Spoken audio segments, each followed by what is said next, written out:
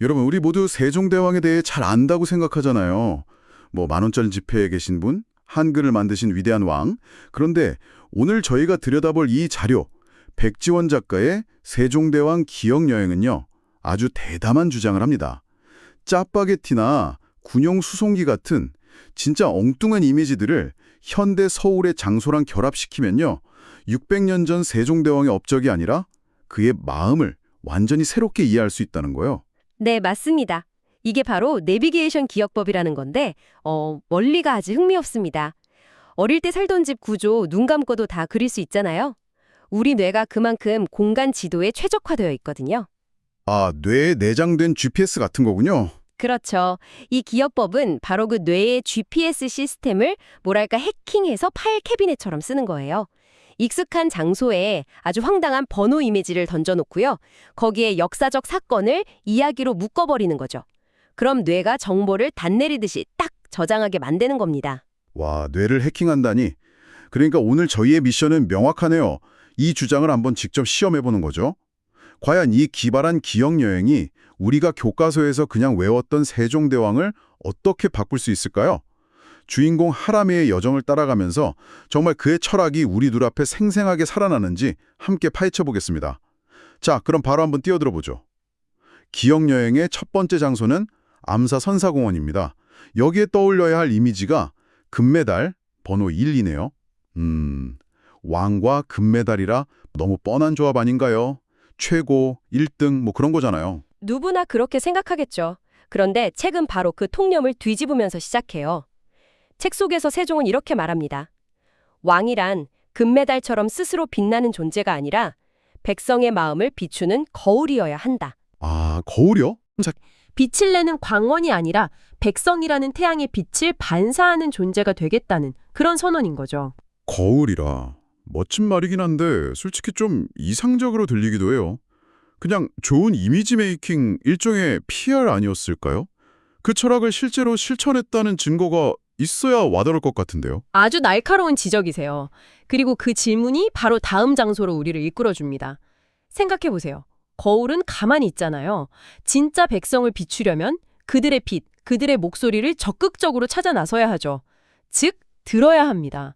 이게 우리를 아주 시끄러운 장소로 데려가요. 시끄러운 장소요? 네, 바로 잠실 종합운동장입니다. 잠실 운동장이요?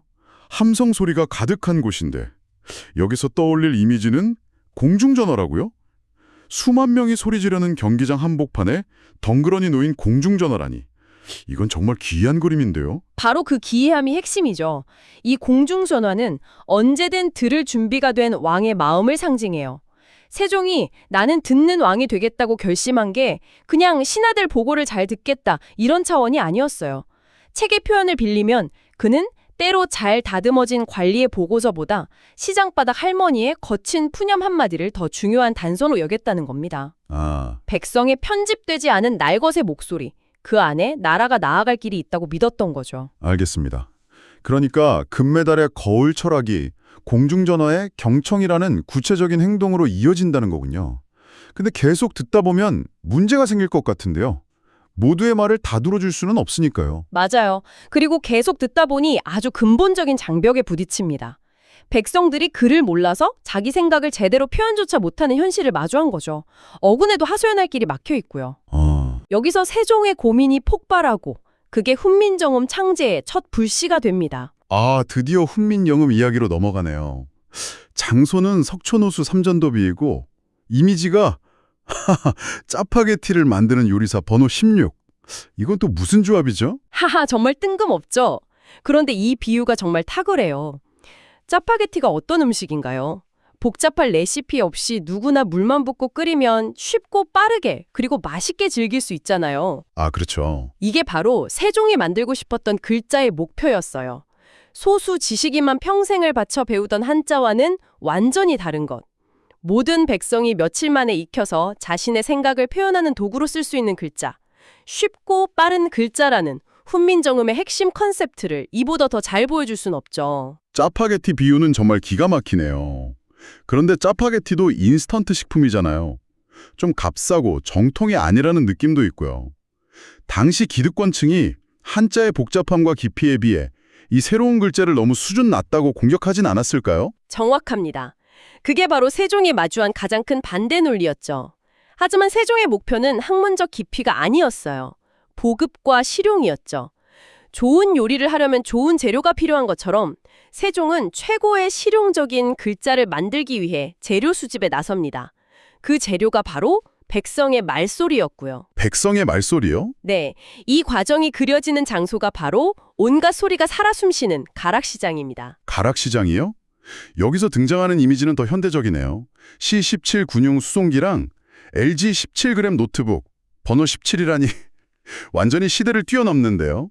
이게 대체 뭘 의미하는 거죠? C17 수송기의 특징이 뭔가요? 엄청난 양의 다양한 화물을 한 번에 실어 나를 수 있죠. 그렇죠. LG그램 노트북은요, 가볍고 빠르면서도 체계적으로 정보를 기록하고 정리하는 데 특화되어 있고요. 세종과 직현전 학자들이 바로 이 두 가지 일을 한 겁니다. 아, 시장 상인들의 말투, 아이들의 웃음소리, 심지어 동물의 울음소리까지 당시 조선 팔도에서 나는 온갖 소리를 수송기처럼 쓸어 담았어요. 그리고 그걸 노트북처럼 체계적으로 분석하고 데이터베이스로 만든 거죠. 요즘 말로 하면 조선시대판 음성 빅데이터를 구축한 셈이에요. 와, 음성 빅데이터라니. 관점이 완전히 달라지네요. 네, 훈민정음이 그냥 천재적인 영감으로 탄생한 게 아니라 이런 철저한 과학적 데이터 수집과 분석의 결과물이라는 걸 보여주는 아주 현대적인 비유입니다. 하지만 이런 혁신적인 프로젝트가 조용히 진행됐을 일은 없겠죠. 반대도 엄청났을 테고 세종 개인적으로도 힘들었을 것 같은데요. 물론입니다. 그 실현의 과정이 그려지는 곳이 바로 경찰병원이에요. 여기서 마주하는 이미지는 아주 처량합니다. 불평만 늘어놓는 낡아빠진 신발, 번호 18이거든요. 낡은 신발이요? 그건 뭘 상징하나요? 이건 여러 의미를 담고 있어요. 첫째는 과로와 스트레스로 온갖 병을 달고 살았던 세종 자신의 육체적 고통입니다. 둘째는 새로운 글자에 대한 기득권층의 끊임없는 비난과 공격이죠. 하지만 가장 중요한 의미는 바로 백성들이 느끼는 삶의 고단함 그 자체예요. 책에서 세종은 이 낡은 신발의 불평을 들으며 이렇게 말합니다. 백성이 힘들어 내뱉는 말은 욕이 아니라 아픔이 흘러나오는 소리일 뿐이다. 그건 정말 리더십에 대한 근본적인 통찰이네요.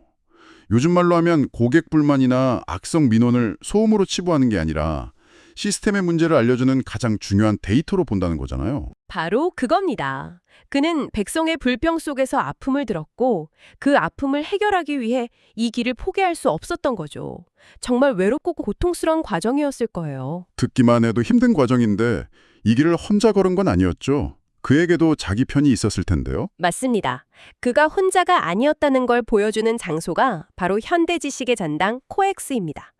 여기서 우리는 아주 활기찬 이미지, 28 청춘의 에너지를 만나게 돼요. 28 청춘이라면 집현전의 젊은 학자들을 말하는 거군요. 그렇죠. 바로 협업의 힘입니다.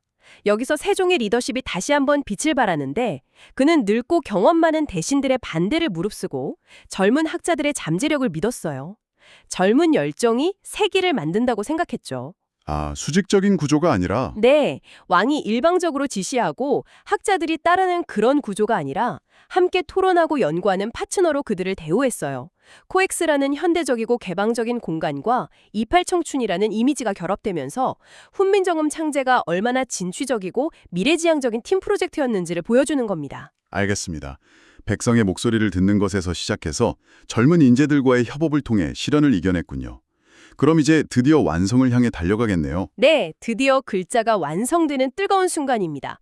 장소는 지성의 상징인 서울대 도서관이고 이미지는 아주 맛있어 보이는 오삼불고기예요. 또 음식인가요? 짜파게티에 이어서 오삼불고기라니. 이건 또 어떤 의미죠? 오삼불고기를 생각해보세요. 돼지고기와 오징어라는 전혀 다른 재료가 만나고 온갖 양념과 뜨거운 불이 더해져서 완전히 새로운 맛의 조화를 이뤄내잖아요. 그렇죠. 이게 바로 훈민정음의 탄생 과정이라는 거죠.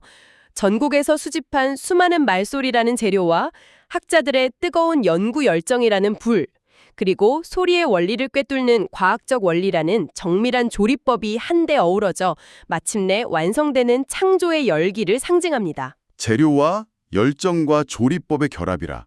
정말 와닿는 비유네요. 이렇게 완성된 글자는 단순한 소통 도구를 넘어서는 힘을 가졌을 것 같아요. 맞습니다. 글을 안다는 건 힘을 갖는다는 뜻이니까요. 그 힘이 어떤 의미를 갖는지 보여주는 다음 장소가 서울 마리나입니다.